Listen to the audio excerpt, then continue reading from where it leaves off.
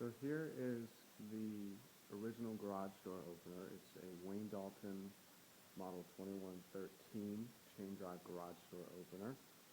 And you can see on the bottom it has a rolling code adapter. Usually, or originally, it was programmed to the dip switch for the remote.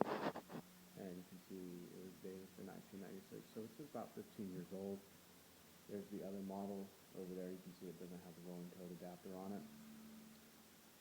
But anyway, I'm going to be replacing this garage door opener today with the Liftmaster 3800 residential Jackshaft garage door opener. And basically, it will just mount over there on the wall, and it operates by rotating the torsion bar. But first of all, I just wanted to show you what's wrong with it. I want to do also a sound comparison in this video. So I'll go ahead and I'll open the garage door opener. There's the buttons right here.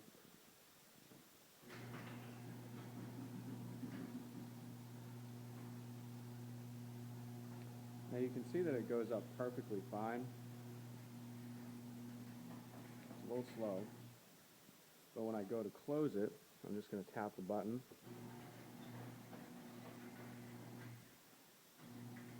And it goes back up. There's nothing wrong with the sensors.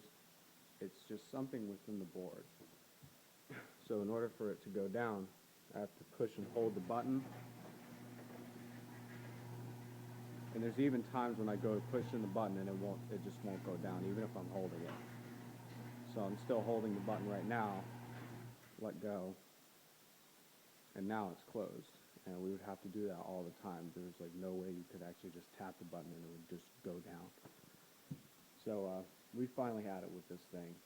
And I'm also going to do a few more opening and closing from the room upstairs so we can make it tell the difference between how loud the opener is.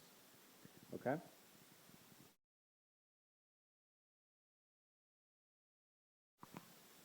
Okay, so right now I'm in the bathroom that's directly above the garage door opener. It's failing.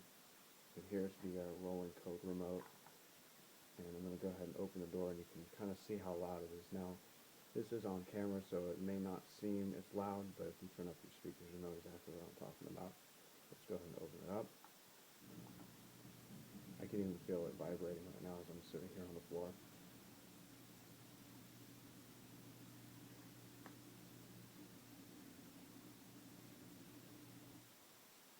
Alright, now we'll go ahead and close it.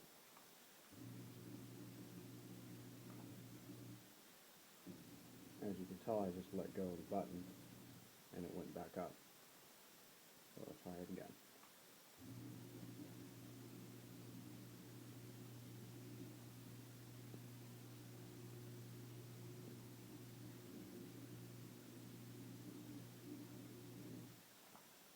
So as you can see, not only is the going back up an issue, but the loudness or the noise of it is also another issue. Alright, so I'm going to go ahead and install the 3800. So my plan is to go ahead and pull out the Wayne Dalton unit. You won't even need the guide rail anymore or the motor. And I'm going to install the Liftmaster 3800 over there on the left side of the torsion bar, and run all the necessary wires to get it all hooked up, and then I'll make a video showing it to you, and we'll do another sound comparison afterwards. Alright? Check you guys later.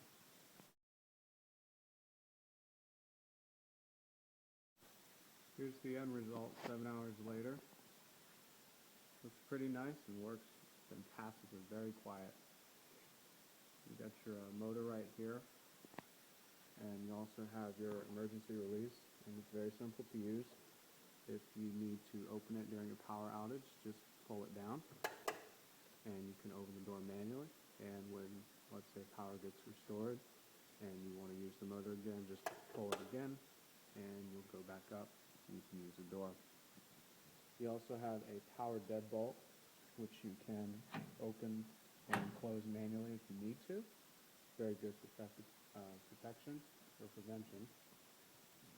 You also have a cable tension monitor mounted right under there for the torsion bar, which is some good little product in case your cables ever come loose or whatever the case may be. And down here, you have the new sensors. And on this side, moving on all the way on this side. Up there on the ceiling, you have the remote light. It's wirelessly controlled, and it's plugged into the socket where the old garage door opener used to be. It's very different. And finally, over here, you have the door control. Very nice. It displays the time and the temperature. Now, one thing I didn't anticipate is apparently my existing wiring for the garage door was obsolete, so I had to go ahead and just staple wires to the wall and retrofit it. But I don't really care because this is just the garage. Nobody really cares about what goes on in the garage. So anyway, let's go ahead and do a little bit of a sound test. Go ahead and open up the other garage door that has the old opener. Just press it right here.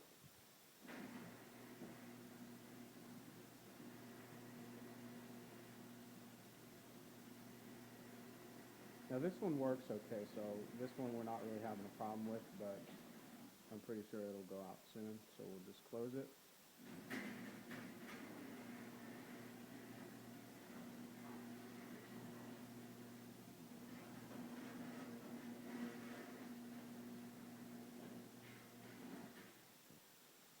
Alright, and now we will try the new 3800.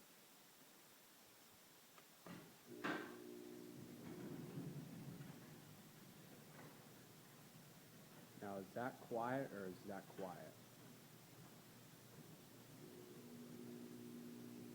I mean, you got a little bit of noise right there, but no worries.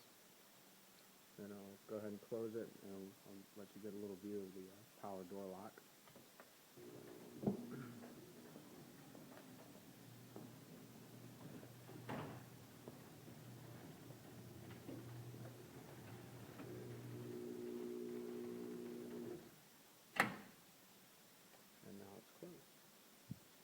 Now right now I have the electrical cord plugged into an extension cord right now. Do not do this, please. I'm going to go ahead and do a permanent connection very soon.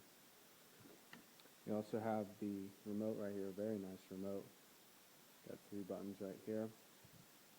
Works fantastically, so we'll go ahead and we'll go upstairs to the upstairs bathroom and see how loud it is.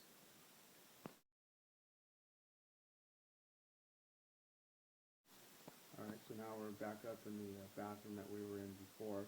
And we're going to go ahead and open up the garage door opener. See how loud it is now.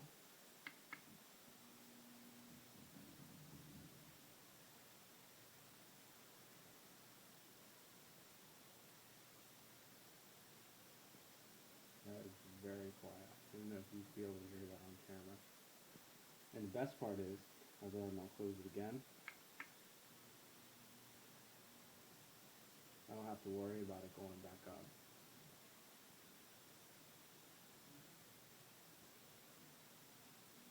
I mean, you can hear a little bit of that buzzing when it has that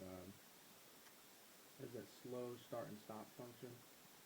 So you can hear that a little bit, and you can hear the power door lock, but that's really nothing. What a difference.